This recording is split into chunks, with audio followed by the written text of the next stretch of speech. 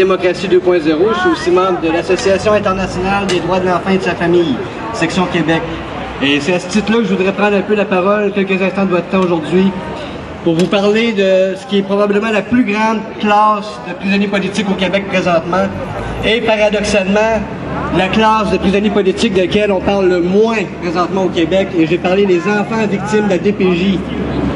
La DPJ qui non seulement ne remplit pas son mandat, mais fait exactement le contraire de ce qu'elle devrait faire.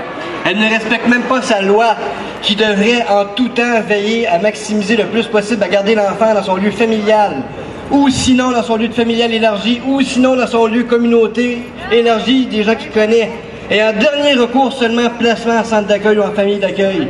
Et pourtant, la DPJ va agir sur n'importe quel faux prétexte abusif pour arracher des enfants de leur milieu familial, des fois même seulement 2 jours après leur naissance, pour les placer automatiquement en famille d'accueil ou en centre d'accueil quand c'est pas carrément en centre de réadaptation pour déficients intellectuels.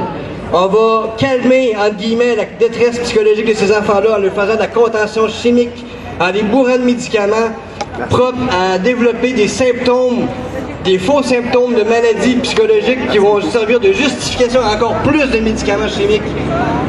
Ces enfants-là, la DPJ présentement alimente un réseau de pédophiles, de pornographie juvénile et de prostitution juvénile. C'est un vrai scandale. Le système de justice protège ça. Je ne veux pas inclure tous les gens dans le système de justice, mais je peux dire qu'il y a des gens impliqués autant au niveau des avocats, des huissiers, des juges, de la police. C'est un scandale qui affecte les plus démunis de notre société. Des gens dont le seul crime a été d'être nés dans les familles moins nanties que les autres. On s'attaque systématiquement à l'avenir de la nation. OK? C'est les gens les plus vulnérables, c'est des enfants, parfois même en bas âge, en bas d'1 an.